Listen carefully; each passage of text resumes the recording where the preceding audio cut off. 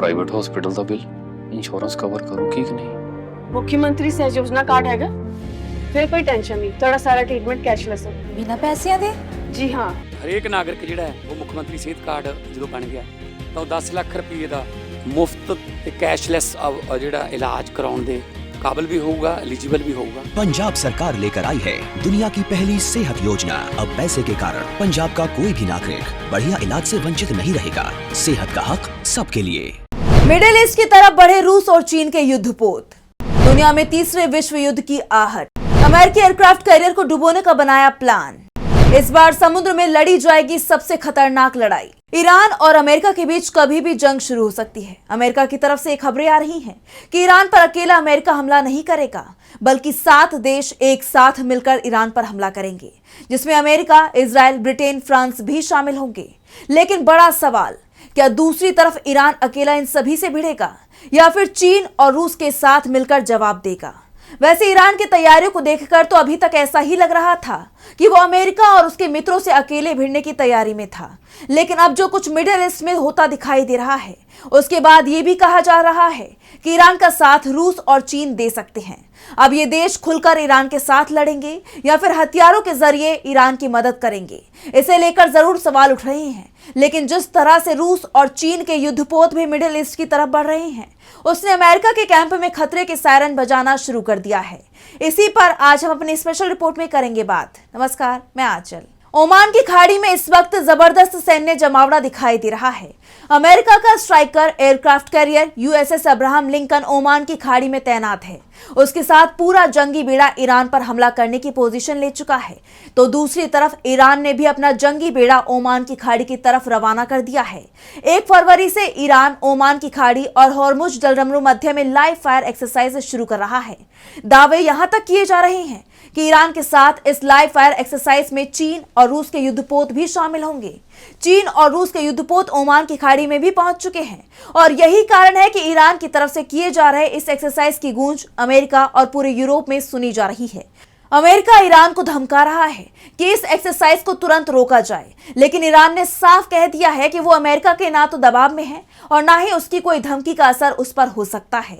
Iran क्या करेगा, ये फैसला ईरान करेगा और ईरान ने फैसला किया है कि वो युद्ध अभ्यास को रद्द नहीं करेगा।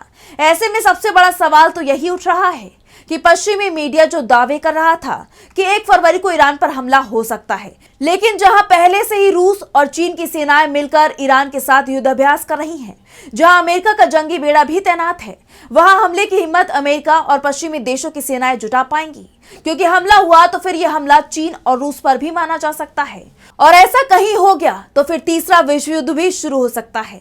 ईरान ने भी पीछे हटने के कोई संकेत नहीं दिए हैं। उसने दावा किया है कि उसने अपनी सेना के चारों हिस्सों में 1000 नए स्ट्रेटेजिक ड्रोन तैनात किए हैं। इन ड्रोनों की तस्वीरें जारी नहीं की गई हैं ताकि सैन्य राज्य सुरक्षित रहे। वैसे ईरान के ड्रोन की ताकत से तो अमेरिका पहले से ही परिचित है। रूस और यूक्रेन की जंग में ईरानी ड्रोनों ने जबरदस्त तबाही मचाई थी। यूक्रेन के पास जो अमेरिकी डिफेंस सिस्टम है, उन्हें ईरानी ड्रोन ने भेद दिया था। ईरान ने रूस को जो ड्रोन दिए थे, उनमें उसने अब कई सुधार भी किए हैं, जिसके बाद ये पहले से कहीं ज्यादा खतरनाक बन चुके हैं। वैसे एक बात तो साफ है कि इस बार की जंग समुद्र में लड़ी जानी है। पिछले साल जून में जो जंग हुई थी, उसमें इजराइल और अमेरिका ने अपनी वायुसेना की ताकत दिखाई थी, तो जवाब में ईरान ने अपनी मिसाइल पावर का एहसास पूरी दुनिया को करा दिया। लेकिन इस बार जंग बहुत भयानक होने वाली है। इस बार जमीन, हवा और पानी तीनों ही मोर्चे पर जंग होती दिखाई दे रही है। खास तौर पर समुद्र में इस बार सबसे खतरनाक जंग हो सकती है, क्योंकि अमेरिका ने जहां समुद्र में ईरान की घेराबंदी के लिए अपना जंगी बेड़ा उतारा है, तो उसके सामने तेहरान ने शाहिद बघेरी ड्रोन कैरियर के साथ सैकड़ों मिसाइल लॉन्चिंग नौकाओं को तैनात कर दिया है। ईरान साफ कर चुका है कि जंग की शुरुआत होते ही वो अमेरिका के स्ट्राइक कैरियर को समुद्र में डुबो देगा। वैसे अमेरिका और ईरान में जंग होती है तो इसका सबसे बड़ा असर स्ट्रेट ऑफ हॉर्मुज में देखा जाएगा।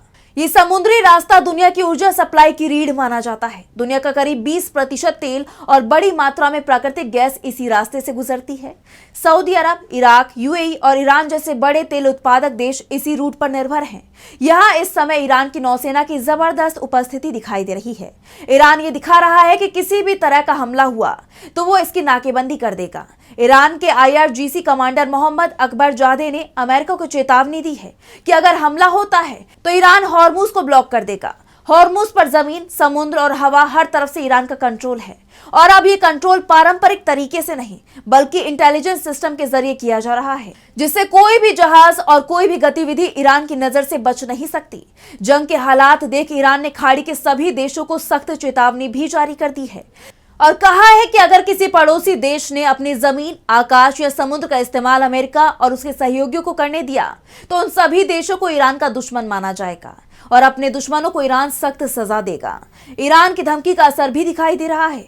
मिडिल ईस्ट में अमेरिका के सहयोगी ही उससे दूरी बनाते हुए दिखाई दे रही हैं।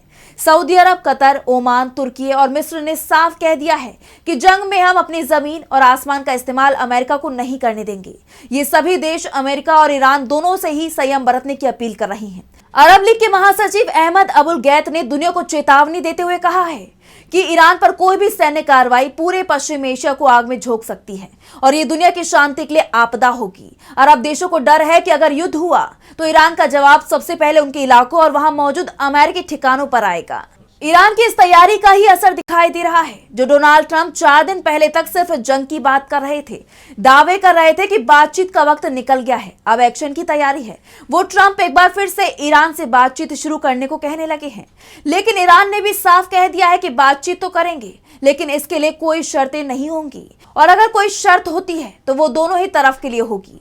ईरान किसी दबाव में बात नहीं करेगा। ईरान के विदेश मंत्री अब्बास अराक्ची ने कहा है कि अमेरिका की तरफ से जो डिमांड की जा रही है कि हम अपने मिसाइल कार्यक्रम को सीमित कर दें या परमाणु कार्यक्रम बंद कर दें, तो ऐसा ईरान बिल्कुल भी नहीं करेगा। हमारे supreme leader Ayatollah Ali Khamenei साफ कह चुके हैं कि ईरान परमाणु बम नहीं बनाएगा। अराक्ची भले ही दावा कर रहे हैं कि ईरान परमाणु बम नहीं बनाएगा, लेकिन अमेरिका और इजराइल की तरफ से कहा जा रहा है कि ईरान परमाणु बम बनाने के बेहद करीब पहुंच चुका है और उसे नहीं रोका गया तो कभी भी परमाणु परीक्षण भी कर सकता है। वैसे ईरान को लेकर जो दावे अमेरिका या इजराइल की तरफ से किए जा रहे हैं, उस तरह की रणनीति या ये कहें कि हमले के लिए अमेरिका की ये बहानेबाजी हर उस देश के खिलाफ होती है जिसे वो अपना दुश्मन मानता है और वहां सत्ता में बदलाव देखना चाहता है। उन देशों पर पहले परमाणु या जैविक हथियार बनाने के आरोप लगाए जाते हैं और फिर हमला कर सत्ता में बदलाव की कोशिश होती है, लेकिन इस बार अमेरिका की ये कोशिश कामयाब हो पाएगी, इस पर सवाल उठ रहे हैं क्योंकि सामने ईरान है और ईरान की सत्ता में बदलाव की कोशिश अमेरिका 45 साल से भी ज्यादा वक्त से कर रहा है और हर बार उसे मात ही मिल रही है। इस बार ईरान की जो तैयारी है उसके बाद भी कुछ वैसा अगर हो तो ये कोई चौंकाने वाली खबर नहीं होगी और इसी का डर है कि 1 महीने से ज्यादा का वक्त हो चुका है। अमेरिका की तरफ से ईरान को सिर्फ धमकियां दी जा रही हैं। हमले की हिम्मत अभी तक डोनाल्ड ट्रंप नहीं दिखा पाए हैं, जबकि खामेनी के बारे में पहले दावे किए जा रहे थे कि वो बंकर से सरकार चला रही हैं। उनकी सार्वजनिक स्थानों से तस्वीरें सामने आ रही हैं, यानी अमेरिका का हर दाव उल्टा पड़ता दिखाई दे रहा है। तो फिलहाल स्पेशल रिपोर्ट में बस इतना ही। वीडियो पसंद आए तो लाइक करें, साथ ही हमारे चैनल को सब्सक्राइब करें। नमस्कार।